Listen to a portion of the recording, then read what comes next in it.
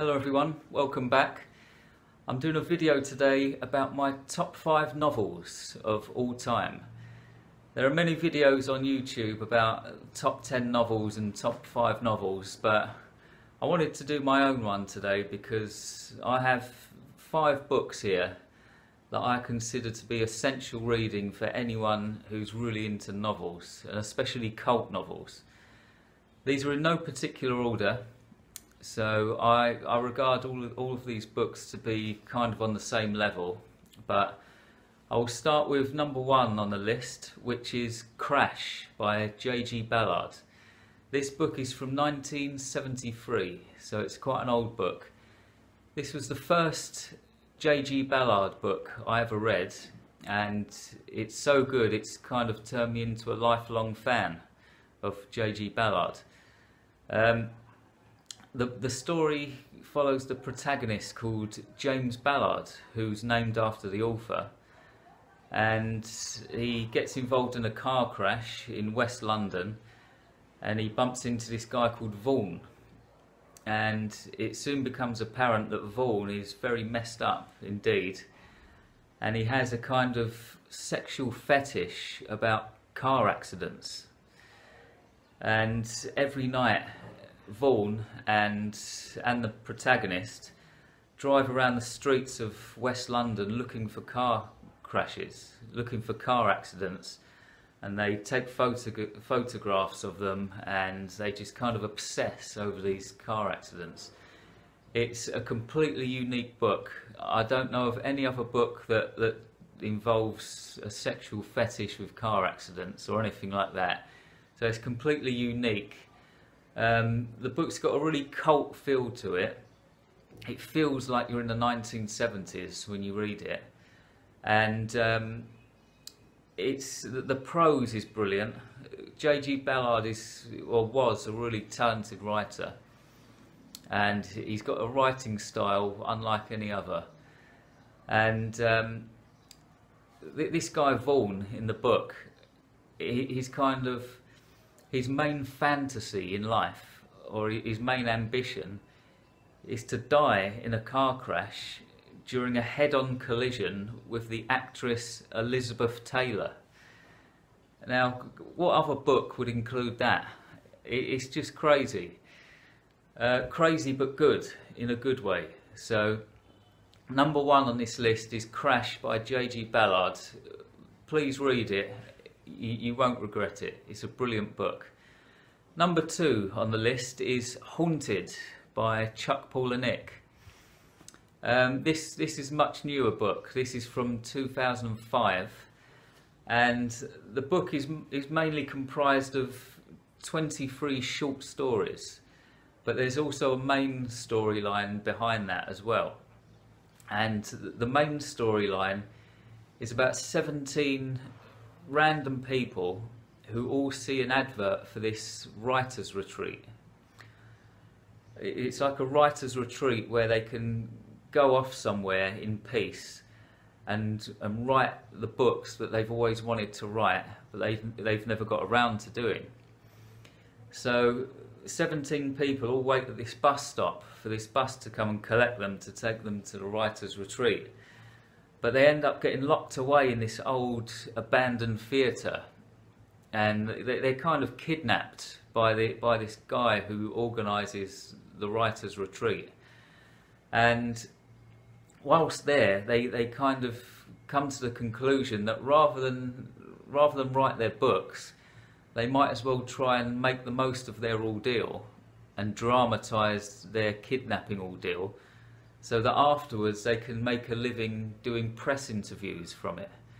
Again, it's a very strange concept, but brilliant at the same time. And just the short stories alone that are contained within this book, the 23 short stories are enough to make the book brilliant.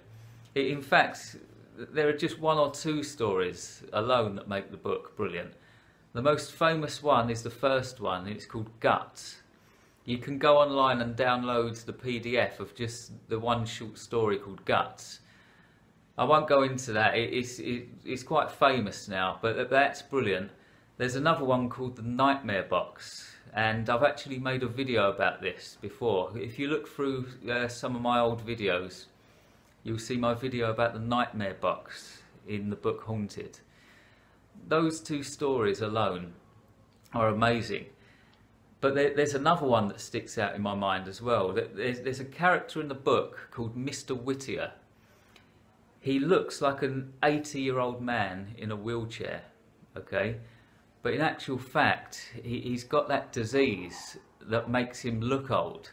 So he's actually a 14-year-old boy, but he looks like an 80-year-old man.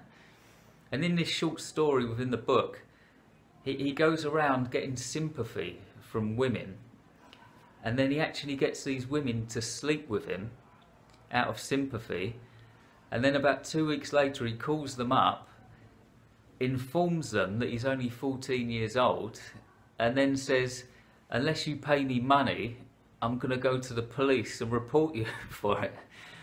It's brilliant. The book is full of little gems like that. It's very daring. It's very original, and then the ending is completely bizarre as well. It's so good. So number 2 is Haunted by Chuck Palahniuk. Number 3 on the list is Geek Love. Now I've done a video on this before as well. Geek Love is one of my favourite novels, if not the favourite. It was published in 1989, and it's all about a family circus or a family carnival show, and it's run by a husband and wife, and business is bad, and they try to kind of revive their family business by giving birth to freaks to use as a freak show. And the story is written from the perspective of Ollie, who's like the young daughter, and she's like an albino hunchback dwarf. But all of the characters in this book are really deep, really well thought out, and they're just brilliant. The whole thing is amazing. Good prose, good characters, and another good thing about this book, Geek Love, is that it's multi-layered. There are so many different things going on. For example, a cult actually forms within the circus in the book. They're all freaks. It's a freak show, and there's one freak called Artie who gets a kind of loyal following in the circus, and you get like crowds of people following the circus as it travels around America, and you get people like cutting off their limbs to be a freak like him. So it's like an amputation cult that forms in the book.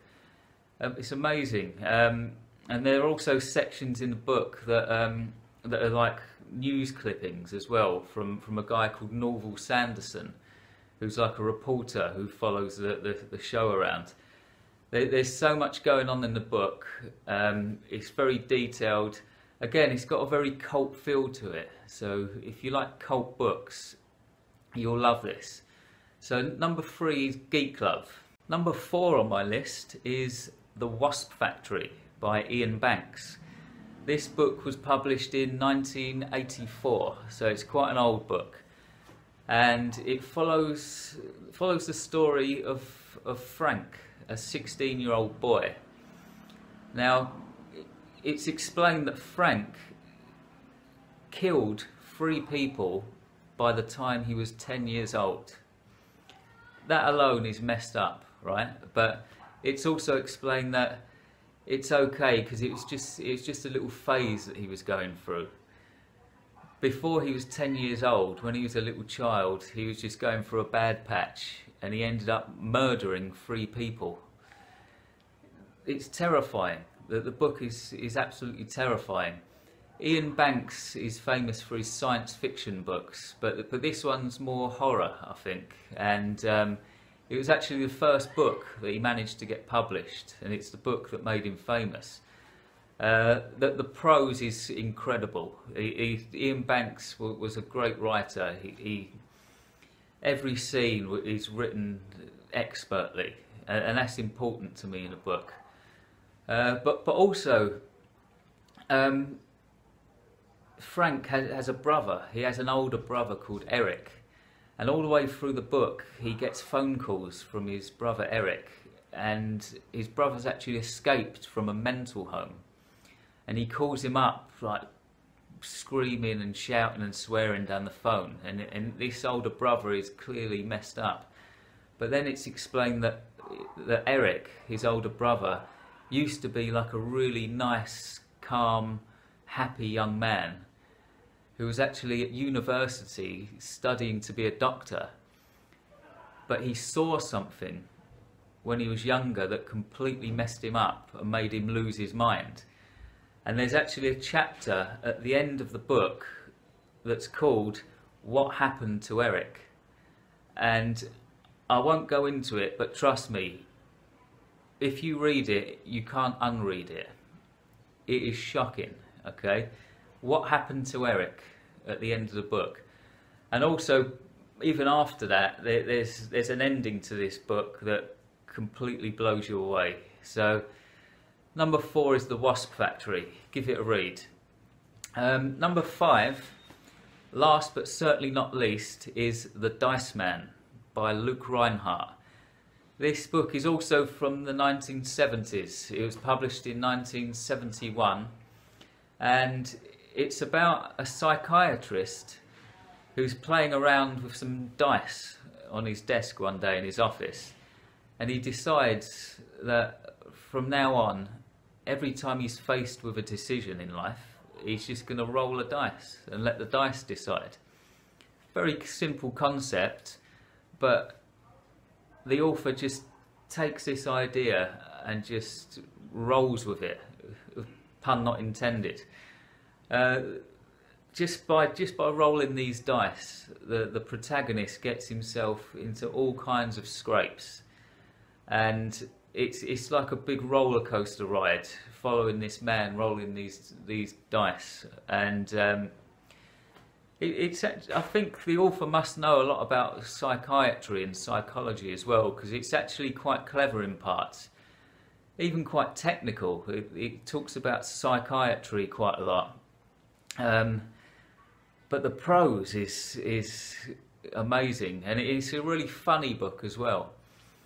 For example, some chapters in The Dice Man are about one sentence long. Just one sentence. It literally says like chapter 12, blah blah blah blah blah, full stop. That's it. That might sound like a stupid idea, but it works. It's hilarious. I think there are even some chapters in the book that are one sentence long. You have to read it to understand it, but believe me, it works. And without giving away the ending as well, the book ends mid-sentence. There's a sentence that just cuts off, just like that, and that's it. The book's over.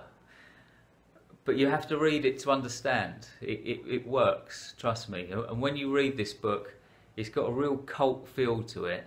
And again, you feel like you're in the 1970s in America, where it's set. It's written brilliantly, okay? So, there you go. They're my 5 books that I think every serious reader should read. 5 books that have all kind of left their mark on me in some way, and books that I'll probably read again and again for years to come, to be honest. Now, before I go, I would like to take the liberty of mentioning my own book. I'm not putting my own book on this list, but I want to quickly mention it because I've put a lot of work into this and it's finally available. My book is called The Edge of Insanity, a book of disturbing tales by James Flynn. And it's a book of short horror stories. There are 10 stories in the book. Each story is very creepy, very macabre and very eerie. And there are also drawings and poems in the book, which are all by me. It's taken me 6 years to write these stories and publish them in a book, and it's finally ready. So you can find this book on Amazon, so do give it a read, okay? Thanks for watching. I'll be back in another week or two.